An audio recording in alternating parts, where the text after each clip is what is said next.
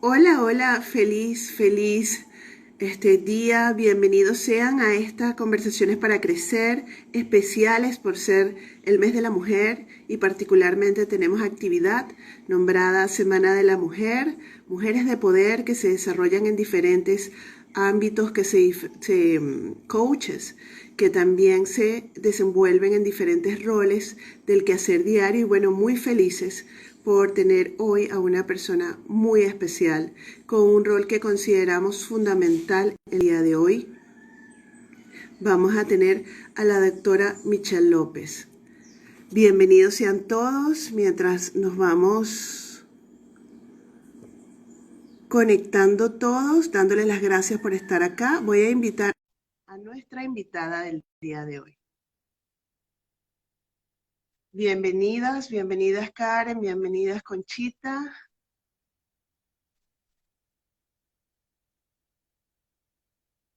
Ya está con nosotros la invitada. Bienvenida. Hola Carolina, ¿cómo estás? Feliz. Permíteme presentarte. Nuestra querida invitada del día de hoy es la doctora Michelle López. Ella es médico nefrólogo pediatra con diplomado en Pedagogía de la Paz y Mediación Educativa, coach organizacional y de salud, docente de la residencia asistencial en medicina hospitalaria. Así que bueno, estamos hablando de una persona al cual admiramos por la labor que está realizando y bueno, es también a través de ella transmitirle nuestros respetos a todos los médicos en el día de hoy y que tuvieron su día especial hace 2 días, pero que siempre están en el corazón de todos los venezolanos. Bienvenida, doctora Michelle. Gracias Carolina. Bueno, para mí es un gusto estar aquí compartiendo con mi gente de la ICF, amigos muy queridos. Así es, y bueno, eres miembro activa de la ICF y cuando pensamos en salud no podíamos pensar en otra persona. Así que de verdad que el honor es totalmente nuestro, Michelle. Gracias. Ahora fíjate una cosa, Michelle, estamos hablando de que Ujú. este, eres coach y eres médico. ¿Cómo se integran la medicina y el coaching en Michelle? Bueno, mira, eso es, eso es una historia como interesante porque cuando yo comencé en el mundo del coaching no fue hace tanto tiempo. O sea, y yo inclusive ya estaba jubilada del hospital de niños que fue en mi casa durante, bueno, desde antes de graduarme de médico ya estaba metida yo ahí en el hospital de niños. Sin título siquiera, esa gente, bueno, me acogió a mí y a muchos de mis compañeros que aún no nos habíamos graduado. O sea, nos habíamos graduado, pero no teníamos el título, porque justamente fue hace 50 años que acabamos de cumplir esta semana. La universidad, Felicidades. gracias, la universidad estaba allanada y a nosotros no nos dieron el título. Entonces tuvimos 6 meses graduados, pero no graduados. O sea, graduados porque habíamos terminado, cumplido todos los requisitos, pero no teníamos el título. Entonces oficialmente no éramos médicos. Y sin embargo, en el hospital de niños nos acogieron y nos llamaban los bachimédicos. Y bueno, yo ahí estuve metida a- hasta aquí, hasta el año 2000 que me jubilé.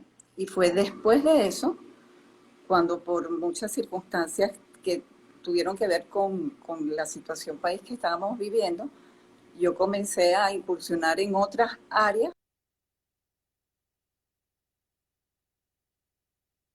sumergida prácticamente desde que entré en la escuela de medicina. Entonces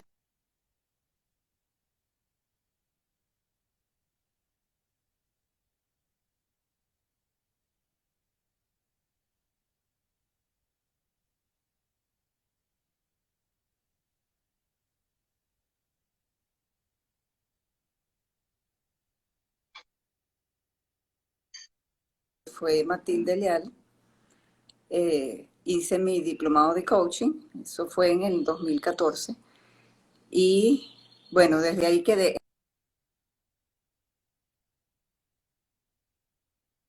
como coach. Ujú.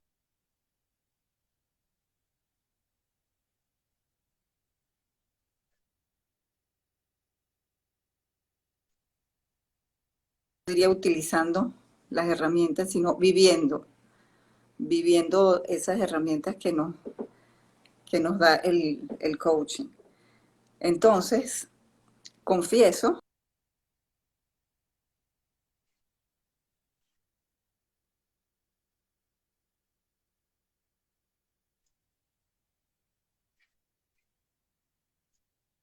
mucha resistencia a estas otras vías alternativas. Eh, bueno, no todos, pero la mayoría. Entonces, sí nos costaba como a veces aceptar esas,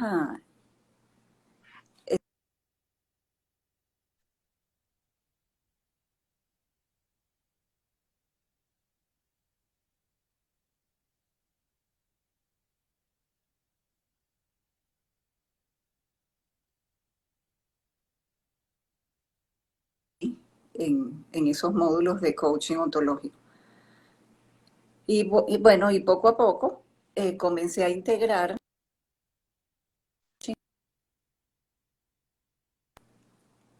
tanto con mis pacientes como con mis estudiantes.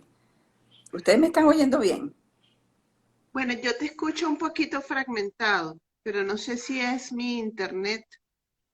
Ok, sí, porque, bueno, no sé si será el mío, pero, o sea, eso, aquí no tengo manera de mejorar eso. Entonces, espero que las otras personas puedan estar escuchando. Bueno, Así es, entonces, así es. a tu pregunta exacta de cómo se integran el coaching y la medicina, he estado reflexionando sobre eso y fíjate que cuando yo agrupo de un lado los aspectos de la medicina con respecto a lo que nos une a los coaches y a los médicos, que es el ser humano, ¿ok? Entonces, yo siento que la medicina como que se ocupa de todo lo que está como que por fuera. Es decir, mucho conocimiento, ¿sí? Conocimientos, tecnología, todo lo que es avance en las ciencias médicas, esas técnicas que brindamos a los pacientes, tanto para diagnóstico como tratamiento, todo lo que tiene que ver con el diagnóstico propio de la patología, de la enfermedad. Luego, el tratamiento que le podemos brindar, tanto los tratamientos médicos como los quirúrgicos, y también la nutrición, que es un campo muy estudiado en la medicina. Pero del otro lado, el coaching, entonces, ¿qué es lo que atiende del ser humano? Todo lo que tiene que ver con las emociones, con el lenguaje, con la cultura, con las creencias, con los hábitos y con la rutina. Y el médico tradicional, normal, corriente, y no se ocupa de eso. O sea, en serio, a ver, cuando interrogamos al paciente es eh, todo lo que tiene que ver con las posibles causas de su enfermedad, ¿sí? Y yo recuerdo, bueno, también yo me gradué hace muchos años, pero yo creo que eso no ha cambiado mucho, ¿sí? A nosotros cuando estudiábamos las enfermedades y el diagnóstico de los pacientes, nos decían que lo que se llamaba y se sigue llamando la condición psicosomática era un diagnóstico que existía, Ujú. pero que ese diagnóstico lo teníamos que poner al final de la lista de nuestras hipótesis diagnósticas. O sea, ya lo último, cuando no había más ningún otro diagnóstico que se nos ocurriera, entonces ahí podíamos poner las condiciones psicosomáticas. Y eso es al revés. Hoy en día yo estoy segura, y cada día que pasa me convenzo más, que los aspectos psicosociales o psicosomáticos de las condiciones patológicas hay que colocarlos de primero.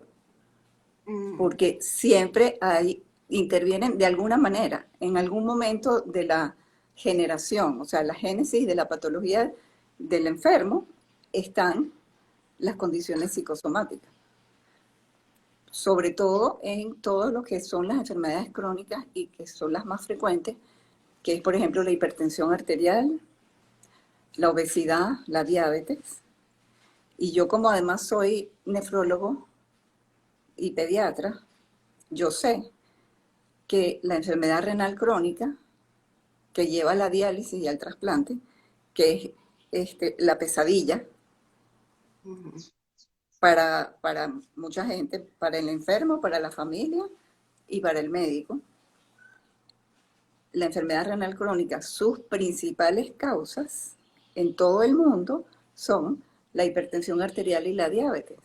Y esas son dos patologías, enfermedades crónicas, que tienen muchísimo sustrato en los aspectos psicosociales del paciente. Entonces, al menos en mi caso, ese concepto ha variado totalmente. O sea, toda enfermedad, cualquiera que sea aguda o crónica, tiene un sustrato muy importante en los aspectos psicoemocionales del paciente. Y justamente ahí es donde sentimos el apoyo del coaching. Y por eso es que yo me siento eh, muy apoyada y segura con mis herramientas de coach cuando estoy ejerciendo mi función como médico, como pediatra en mi caso, pues. Que además me toca no solamente la atención y el cuidado de los pacientes, sino de las familias, de los padres. Entonces es mucho, mucho, mucho lo que el médico puede aprovechar y encontrar apoyo en las herramientas del coaching. Ahora, fíjate una cosa, Michelle, bien interesante porque dices que básicamente tienes toda una vida ejerciendo la medicina. Te preguntaría, ¿cuáles son las diferencias de la aplicación de la medicina, y más que tienes ese tesoro de poder integrarlo con el coaching? Pero en la práctica, ¿cuál es la diferencia de hace, vamos a hablar, 5 años con lo que estamos viendo ahorita? ¿Cuáles son los principales desafíos de un médico actualmente a nivel interno, o sea, a nivel personal? Él está en el rol de médico, pero también hay un proceso de gestión emocional, mental, que está ocurriendo en este proceso de pandemia. ¿Cuáles son básicamente las diferencias entre atender a alguien hace 5 años y ahorita en plena pandemia, a nivel emocional e interna del médico? Bueno, mira, yo creo que el desafío interno del médico es siempre, bueno, siempre no, pero en todas las condiciones, las de antes y las de ahora, el desafío interno del médico, o sea, son varios, pero por ejemplo, uno es el de aceptar que para aprender, lo primero que tiene que hacer es reconocer su ignorancia, ¿sí? Entonces, para un médico, el decir no sé es así como burda de difícil. No sé si, o sea, yo siempre la formación y por el hecho de que estamos lidiando con algo tan valioso como que es la vida, ¿verdad? Nosotros, este, bueno, es quizás un poco duro decirlo, pero muchos médicos nos creemos que somos dueños de la verdad. Y decir, no sé, reconocer nuestra ignorancia, nos cuesta mucho. Entonces, eso es un desafío muy, muy serio. Y es una de las cosas que tratamos de inculcarle a nuestros estudiantes. O sea, tenemos que reconocer nuestra ignorancia, porque si no, nunca vamos a aprender. Y en esta, Claro, y Y en esta pandemia eso lo vemos a cada momento. El hecho de que no sabemos reconocer nuestra ignorancia. Otro desafío es el conocer los límites, nuestros propios límites, y saber buscar ayuda cuando la necesitamos, que es un poco corolario de lo anterior, pues. O sea, si creemos que nosotros siempre somos dueños de la verdad, pues también nos va a costar decir, mira, o sea, ayúdame con esto porque no puedo. Ese es un desafío también importante. Y el otro desafío es aceptar, bueno, otro de los desafíos, porque como te digo, tenemos mucho, aceptar que todos los conocimientos que tengamos, todas las capacidades que tengamos como médicos, no nos sirven absolutamente de nada si no contamos con el paciente como nuestro aliado para que en binomio podamos salir adelante. O sea, nosotros los médicos, igual que los coaches, lo que tenemos que hacer es acompañar a nuestros pacientes. O sea, no solamente diagnosticarlos y decirles, mire, señor fulano, esto es lo que usted tiene y esto es lo que usted tiene que hacer.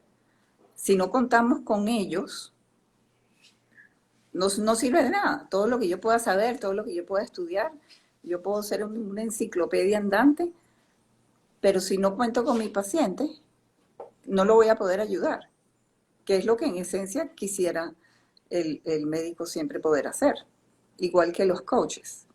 Y ahí somos pues muy parecidos. Michelle, a tu mirada, en tu juicio, ¿cuáles son esas conversaciones que tú crees que hacen falta entre el médico y el paciente, por ejemplo? Esas conversaciones que pudieran ayudar a fomentar el proceso de sanación. ¿Y cuáles son las conversaciones que tendría que tener el médico con las instituciones que están para apoyarlo? Ok.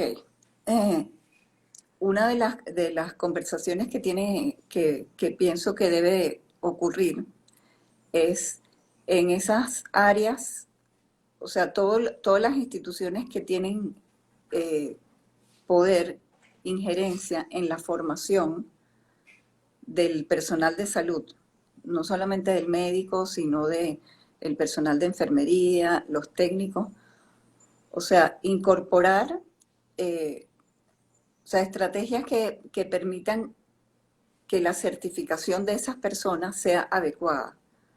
Porque hoy en día, al menos en nuestro país, estamos viendo que la preparación de las personas que están ingresando a las carreras del área de la salud ha venido descendiendo progresivamente. O sea, esos estudiantes que están ingresando tanto a las escuelas de medicina como a las escuelas de enfermería y todo lo que tiene que ver con área de salud, nos preocupa mucho, porque ellos son la materia prima con la cual vamos a formar enfermeras, vamos a formar médicos y vamos a formar personal que atiende al paciente. Y esa es una conversación que creo que es importante tener, porque si no nos ocupamos de que eso mejore, pues nunca vamos a tener profesionales formados adecuadamente y certificados en estas áreas, todas las áreas de la salud. Particularmente ahorita, en términos de la pandemia, una conversación que creo que es importante tener es entre esos grupos que no, todavía, después de un año de pandemia que llevamos, todavía no creen en las medidas de bioseguridad y por supuesto que no las acatan. Y el otro grupo que sí cree y que son las que las acatan. Entonces tú ves unas cosas contradictorias locas que es que por un lado estamos nosotros los médicos empeñados en que la población concientice que tiene que cuidarse a sí mismo y tiene que cuidarse al otro y tiene que cuidar al otro. Y por otro lado, vemos esos eventos públicos multitudinarios donde ves a millones de personas todas juntas sin ninguna medida de bioseguridad. Y muchos de esos eventos son promovidos y auspiciados por los gobiernos locales o regionales. Entonces, tienen a la población la tienen totalmente confundida. Y eso es después de un año de pandemia y pareciera que no hemos aprendido. Entonces, esa es una conversación que yo creo que es importante. ¿Y qué crees tú que nos hace falta aprender Eh, para, porque hay bastante información en los Ujú. medios sobre lo que es la enfermedad, en este caso el COVID-19, hay bastante información. ¿Cuál crees tú, en tu mirada, qué nos hace falta aprender, que no hemos aprendido sobre este proceso? ¿Por qué no nos cuidamos? ¿Por qué no nos tomamos todas las medidas? ¿Qué hay en la conciencia cultural que impide que podamos ver el proceso como realmente es? Bueno, yo creo que algo que podría estar detrás de eso es eh, la resistencia del- de las personas como que a perder su libertad. O sea, ¿por qué me van a estar diciendo a mí que yo no puedo salir de mi casa? O sea, ¿qué es eso? ¿Por qué yo tengo que andar con esta mascarilla que es tan molesta y tan fastidiosa? O sea, es un poco como que la gente se resiste a que intervengan en su intimidad y en su libertad y en su manera que ha tenido toda la vida de hacer las cosas. O sea, eso es resistencia, obviamente, resistencia al cambio y resistencia a salir de lo que podríamos llamar su zona de confort, que es este, bueno, como lo que nos pasa siempre, comer lo que queremos, hacer lo que queremos, salir cuando queremos, hablar con quien querramos. Entonces en realidad es así, pues. Se está limitando la libertad de las personas. Y la gente que se resiste a eso es la que no acata las medidas. O sea, que pudiera ser que está prevaleciendo el valor de la libertad con todas las consecuencias que eso conlleva al valor de la salud. Sí, sí, por supuesto. Y sobre todo la gente joven, que, ¿sabes? O sea, los jóvenes se creen invencibles, que a ellos no les va a pasar nada. Entonces, por eso andan por ahí tranquilamente y a ellos les falta aprender que el tema no es ellos, sino los otros. Y así vemos muchas veces que yo tuve, o sea, en enero, a raíz de una charla que tuve que hacer, eh, estuve mucho hablando con mis nietos para saber cómo ellos estaban viendo este tema de la pandemia. Y tanto ellos como los otros niños que tú puedes oír y los jóvenes, en algún momento los miedos que ellos tienen, no es porque ellos...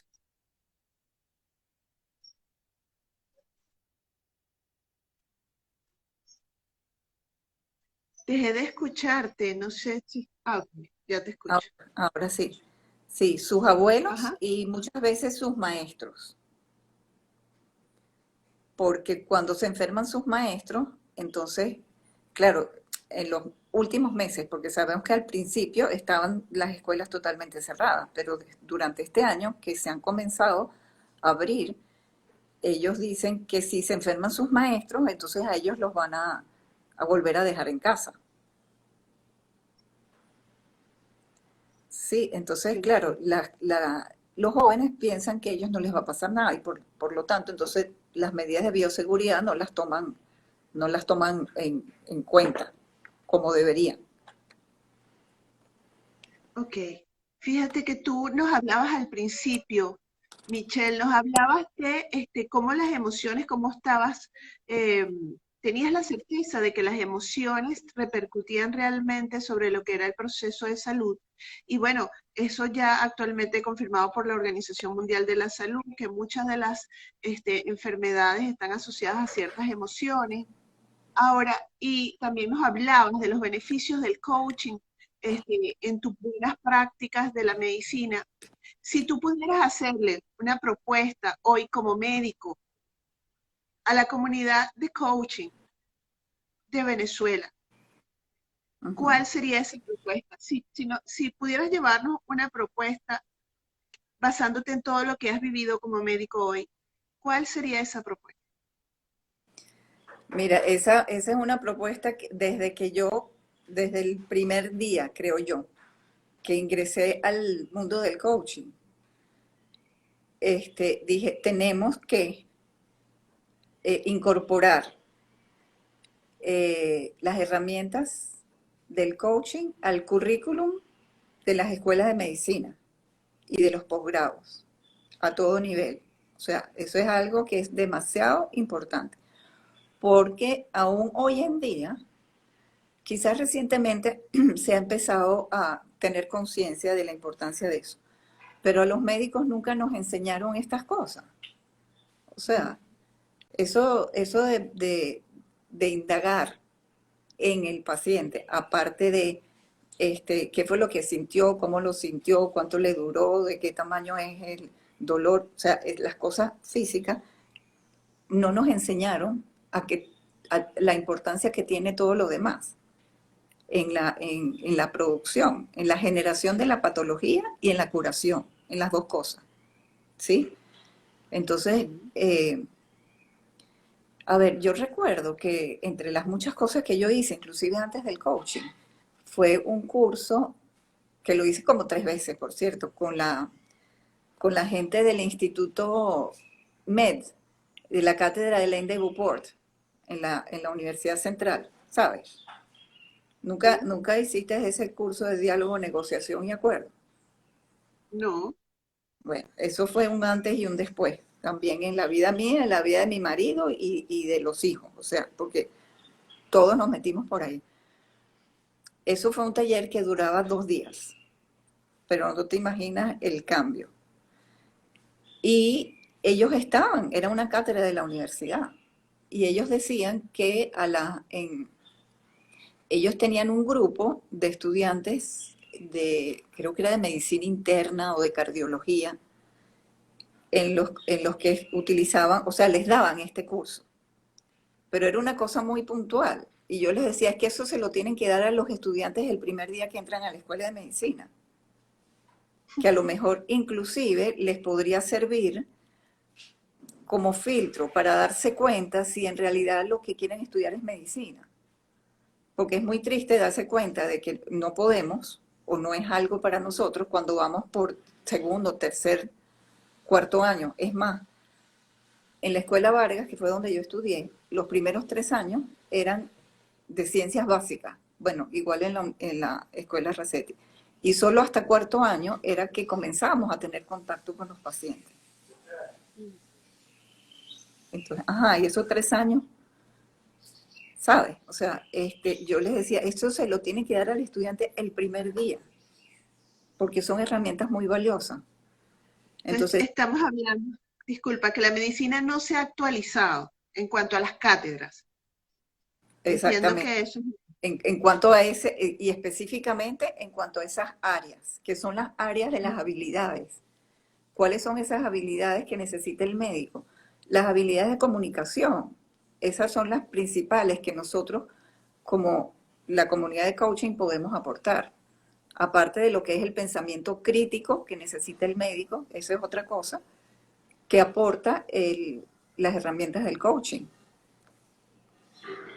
¿Sí? Entonces, fíjate, esa sería una propuesta que me encantaría que algún día pudiese llevarse a las instituciones educativas. fíjate que aquí Daye, saludos a Daye, a todas las personas que nos han escrito, Dice, maravilloso, pues sí, cerebro triuno, profesora Aura Sofía Díaz. O sea, Daye sí estuvo Ujú. en este curso. Aquí está, entonces, Dalia, que le mandamos un fuerte abrazo, dice, importante aceptar esto último porque si no el nivel de frustración sería enorme. Conchita dice, un día el doctor Juan Nacimento me dijo, no sé lo que le pasa a tu hija. Y ese día lo reconocí más como un ser humano cercano y admirado. Y bueno, y Ujú. ahí sí hay comentarios que, bueno, que respaldan. Daya nos vuelve a decir aquí, no solo la medicina, creo que en este momento cualquier currículo educativo debería estar pasando por las habilidades y recursos. Totalmente, totalmente. Ahora la pregunta es en el día a día. En el día a día, Michelle, donde tú estás eh, al tanto, las estadísticas dicen que uno de cada cuatro venezolanos que mueren por el COVID son médicos. La tasa más alta de mortalidad entre lo que es el personal de medicina, como decía, no nada más médicos, sino enfermeras, todas las personas que están alrededor. Este, ¿Cómo podría el desarrollo de estas habilidades, el autoconocimiento de sus emociones, contribuir a que esas estadísticas cambien?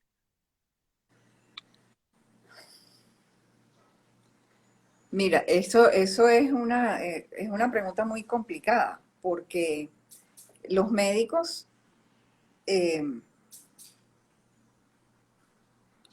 a ver, tiene muchísimo que ver con el autocuidado del médico, ¿sí? Pero, ¿qué pasa? Que la mayoría de esos médicos que se han contagiado y han muerto, se han contagiado en las instituciones públicas. Ujú. ¿Y qué pasa en las instituciones públicas? Que desafortunadamente no existen los medios adecuados de protección. Entonces el médico no se niega, no puede negarse a atender a los pacientes con COVID, porque su ética no se lo permite.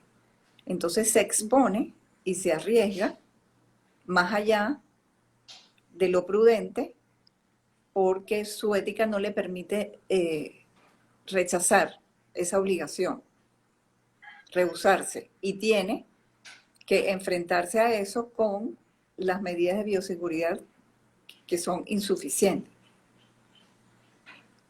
Ahora, como te digo, ahí está otra vez esa conversación que te dije que había que tener y que no hemos tenido entre los grupos que creen y los que no creen.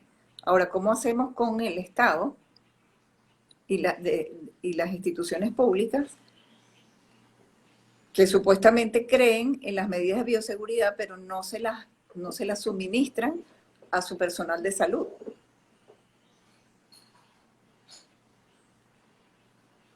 Entonces, ahí es algo donde se debería trabajar, pero se sale Claro, un, claro, te entiendo. se sale un Claro, poco te entiendo. de la capacidad de uno, como individuo, porque eso son conversaciones que hay que tener a un nivel mucho más alto. Así es, así es. Totalmente de acuerdo contigo. Y si tú pudieras darle alguna clase a tus compañeros y colegas asociados con el coaching, ¿cuál sería? ¿Cuál sería el tema que escogerías? Bueno, yo tengo una asignatura que me he empeñado en mantener con la escuela de enfermería en el primer semestre, y eso dura 16 semanas.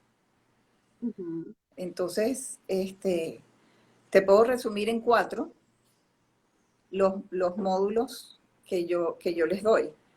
El primero es la relación entre la enfermera y el paciente. En caso de los médicos sería la relación médico-paciente.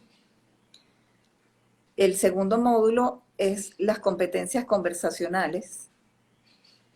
Y aquí tratamos todo el tema de la ontología del lenguaje, desde Echeverría para abajo y para arriba. Entonces mis enfermeras, mis estudiantes de enfermería, 20, la mayoría, es la ontología del lenguaje de Rafael Echeverría. O sea, comenzamos por el modelo del observador y de ahí seguimos. Y luego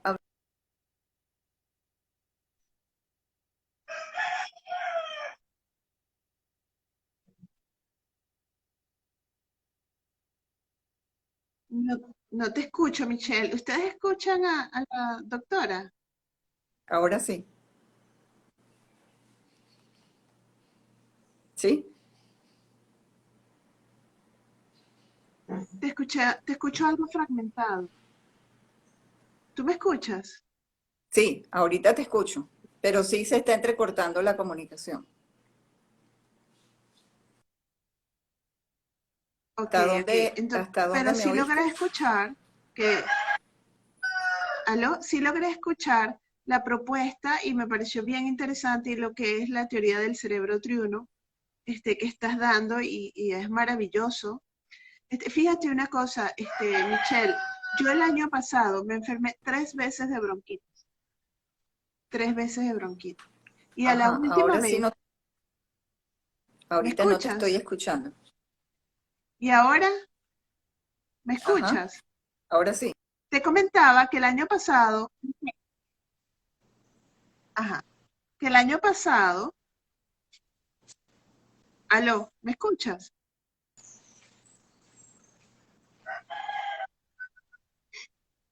Aparentemente tenemos un problema de conectividad, vamos a esperar a ver porque se escucha muy poco fragmentado la doctora Michelle.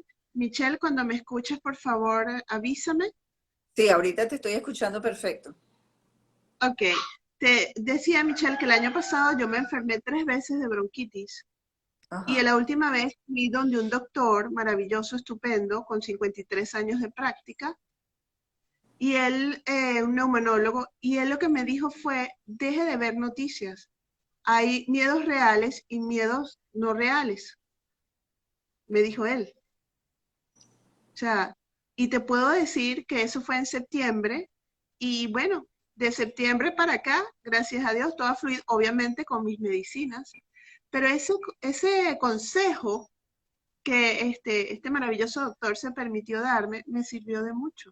ujú, O sea, no, me sirvió de mucho para entender el miso coaching. O sea, me dijo, o sea, hay claro. miedos que sí hay que, o sea, tomarlos en cuenta, como tomar las medidas de bioseguridad, pero hay otros que están incidiendo sobre ti que no son reales.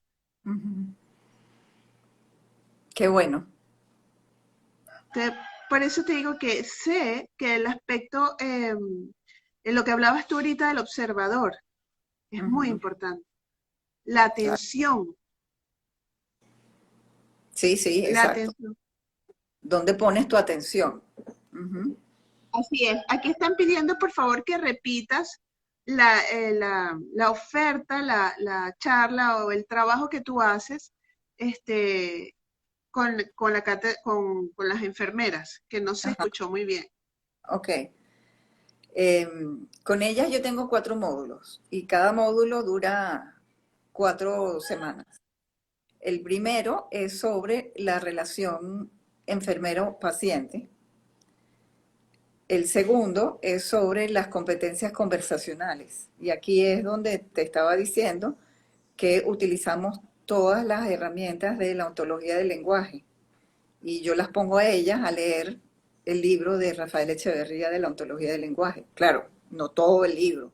Yo les digo van a leerse estas páginas, ¿no? Porque el tercer módulo es sobre el modelo del cerebro triuno y las inteligencias múltiples de Lane de Beauport, que era lo que te estaba comentando de ese taller que hice, que por cierto, el Instituto MED tiene su portafolio de, de talleres que todos tienen que ver con esto. Eh, y el cuarto módulo es sobre los 8 pasos para un diálogo efectivo.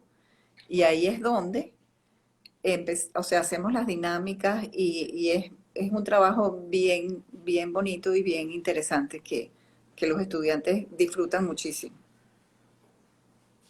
Michelle, nos encantaría que en ICF, y espero que bueno, que Conchita que está aquí, que nos está escuchando, me permita que nos encantaría que nos hablaras en una conferencia, en un webinar, aparte sobre esos 8 pasos del diálogo. Ok, me encantaría. Porque tú tienes una visión única y es una visión de coach desde la perspectiva de tu historia personal, que es la medicina. Cuéntame, y aquí quiero llegar. Hablamos de cómo el coaching potencia la medicina en ti o el médico en ti. Ahora te pregunto, ¿cómo potencia la medicina el coach que eres? Ok. Eh, Como tú dices, yo tengo esas dos cosas, ¿no? Y entonces yo pensaba, ¿cómo puedo yo verme como coach no médico? Es como difícil, ¿no? Porque yo fui, o sea, fui médico muchísimos años antes de ser coach. Y cuando fui coach tenía esa parte de la medicina como que integrada. Entonces, ¿cómo sería un coach que no es médico para aprovechar lo que le ofrece la medicina? Entonces, bueno, me fui para atrás esa época cuando estaba aprendiendo a ser coach y qué, qué de la medicina me ha servido. Y definitivamente lo que siento es que la parte de la medicina que, que me ha ofrecido más es la de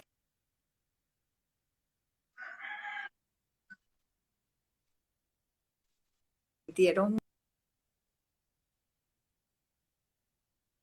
Michelle, no te escuché. el modelo del cerebro triuno, porque cuando a mí me hablaban del cerebro límbico y del cerebro reptil y de todas esas cosas, yo decía, ay, o sea, ¿sabes?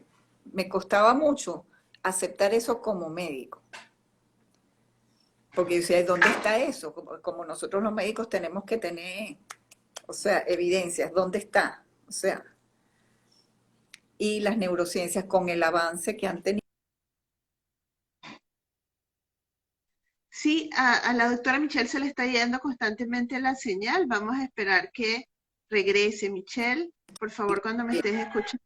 Ajá, No te ok. escuchamos, Michelle. Todo este fragmento quedó como en stand-by. Te pediría y disculpas si nos podrías repetir un poco lo que comentabas porque es bien valioso. Ok, que te estaba diciendo que de la parte de la medicina que más me ha ayudado como coach es el área de las neurociencias, Ok. ¿ok? Con el avance que ha tenido, increíble en términos de entender, ¿verdad? Cómo funciona el cerebro, o mejor dicho, nuestros cerebros, porque para mí antes eso era un cerebro y ahora sabemos que no es uno, que son muchos y que cada uno tiene su estructura y tiene sus funciones y ahí es donde está eh, lo que nosotros sabemos que es la esencia del ser humano habita en esos cerebros, que son el soporte estructural de todo lo que nos permite ser el ser humano que somos. Cuando esa esencia desaparece, ya el ser humano es otro, deja de existir como lo que era antes. Entonces, gracias a todos esos avances de la neurociencia con todo lo que significan los neurotransmisores y con el poder que tienen esos neurotransmisores en la generación de las enfermedades y en la curación de las enfermedades. Y el conocer eso me da la tranquilidad como coach de saber que mi coachee sí tienes los recursos que le van a permitir eh, aprender a conocer y aprender las estrategias que le permitan su autoconocimiento y alcanzar esas metas que yo quisiera yo como coach quiero que él alcance para recuperar su bienestar o su mejor estado de salud posible dentro de lo que significa el bienestar somático, psicológico, emocional y social, que es, digamos, el concepto integral de lo que es salud. Interesante, porque ahí después quiero detenernos en el concepto de salud, pero quiero leer lo que está escribiendo nuestra amiga Gisela López Luzar. Ella dice, hace años la psicóloga Corina Stork de Ponte Ávila identificó esa falencia en la formación de los médicos y con otras psicólogas introdujo una cátedra que iba en esa línea. No se hablaba de coaching. Excelente, excelente. Y fíjate que es bien interesante lo que tú dices porque hay personas que si bien no son médicos, son personas propensas ciertamente a un poco, necesito ver, o sea, Ujú. necesito, ¿dónde están las evidencias? Todos tenemos algo de eso también, ¿no? Y lo que tú dices del hecho de que la neurociencia haya creado ese puente y que, bueno, tenemos grandes autores ahorita como Candice Pert, que habla de los neurotransmisores, los neuropéptidos. Tenemos al doctor Joe Dispenza, tenemos a Néstor Braidot. O sea, tenemos una serie de doctores que han ayudado a fortalecer ese puente, ¿no? Entre la ciencia y un poco estos principios del coaching que Sí, nos dan certeza, nos dan confianza cuando la ciencia va de la mano con el coaching. No sé si me escuchas, Michelle. Se quedó. Gisela López dice, sin embargo, la inquietud era la misma, hacerle ver al médico que el paciente es una persona. Extraordinario, Gisela, tus aportes. Michelle, ¿me escuchas? sí, sí. Ok. Ahorita mientras se fue un poco la conexión, se me vino a la mente una de las cosas que yo siempre converso con mis estudiantes, cuando hay con eso de cómo se asocian esos neurotransmisores con la generación de las enfermedades, por decirte, hipertensión arterial, infartos, todo lo que tiene que ver con las patologías cardiovasculares. Y yo les digo, cuando uno ve un perro que se le viene encima, Ajá. o sea, ¿cuánto tarda el, eso allá adentro, que ya sabemos que es adrenalina y todos esos neurotransmisores? No tarda nada, Nada. el, este, son algo así como 125 milisegundos. O sea, Wow. eso ya está medido y eso me da mucha tranquilidad que la gente se dedicó a medir esa broma y ahora saben, ¿no? Pero tarda nada en que tú ves a ese perro y empieza a dispararse, la frecuencia cardíaca sube, la presión arterial también sube, o sea, se acelera el corazón, te sube la presión arterial y eso es en fracciones de segundo. Sí, Ahora señor. imagínate tú, eso que sabemos que ocurre con tanta rapidez, mantenido en el tiempo, el daño que le puede producir al sistema cardiovascular. O sea que ese simple ejemplo es, digamos, un libro abierto para que tú consigas en las bases de las neurociencias la capacidad de generar tantas patologías. Bueno, sin hablar de todo lo demás, ¿no? Así es, bueno, y tenemos autores como el doctor Mario Alonso Puig, no sé si lo has escuchado hablar, español. Eh, Excelente, él, excelente. Sí, el doctor Deepak Chopra. O sea que por lo menos Deepak Chopra dice en uno de sus libros que 5 minutos de una molestia muy intensa bajan el sistema inmunológico por más de 6 horas. Uh-huh. Pero cuando ese estímulo de estrés se mantiene en el tiempo, eso es Imagínate. muchísimo peor. Así es. Sobre Sí, todo el venezolano que está tan expuesto. Sí, a circunstancias que pudieran llevarlo a eso. Ahora, Michelle, fíjate qué interesante, porque ciertamente, mientras más certeza nos da la ciencia, mejores coaches podemos ser, ¿no? Porque estamos satisfaciendo esa parte del intelecto, esa parte racional que siempre está buscando respuestas científicas. ¿Me escuchas, Michelle? ujú. Sí, sí, te Ahora, había dejado. ok.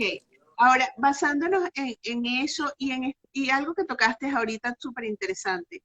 Una cosa es el concepto con el cual te formaste, el concepto de salud como médico, y otra cosa estoy segura que a raíz del coaching y todas estas herramientas que ahorita tienes, estoy segura que tienes un concepto elaborado personal de salud.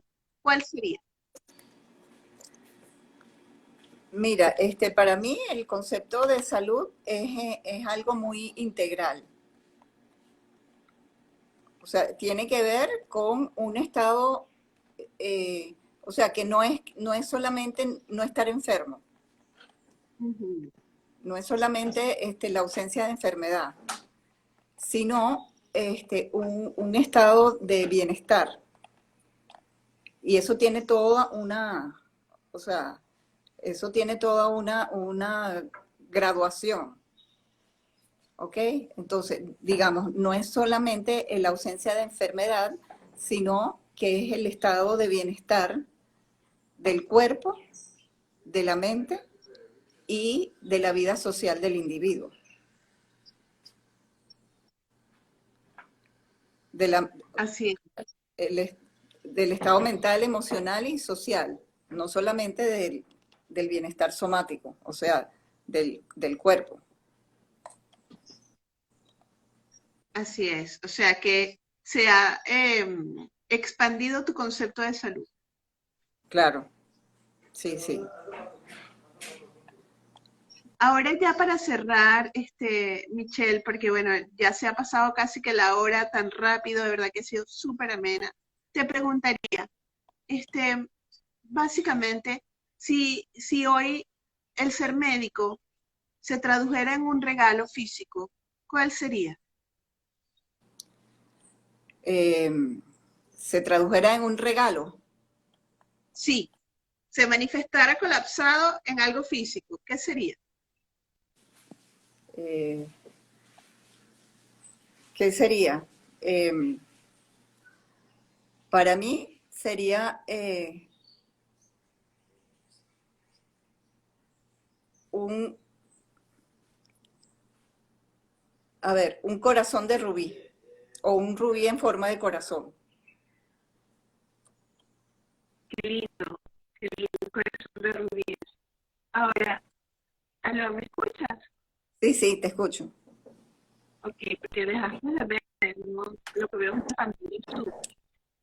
Y te pregunto, el coaching, si el coaching fuera un mensaje, ¿qué mensaje sería? Eh, ya va, que ahorita sí no te escucho. Escucha, No, no, ahorita no te estoy escuchando.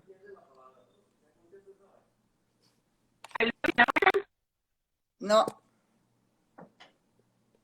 bueno, todavía no. Michelle, no te preocupes, te doy las gracias de verdad por haber estado acá, le doy las gracias a todos los presentes, de verdad que ha sido un placer esta maravillosa conversación del día de hoy. Michelle, ahora me escuchas. No, no sé por qué ahorita no.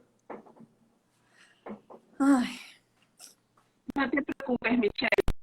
Bueno, vamos a dar por terminada la maravillosa conversación de hoy. Mil gracias, escribo por WhatsApp, Michelle. Gracias a todas las personas por sus comentarios.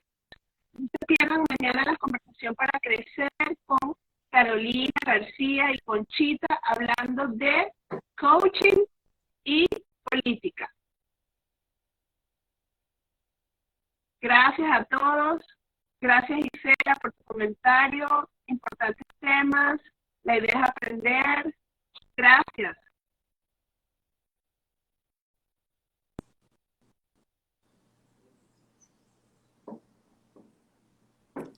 Aló, ¿tú me escuchas? Ah, qué ver.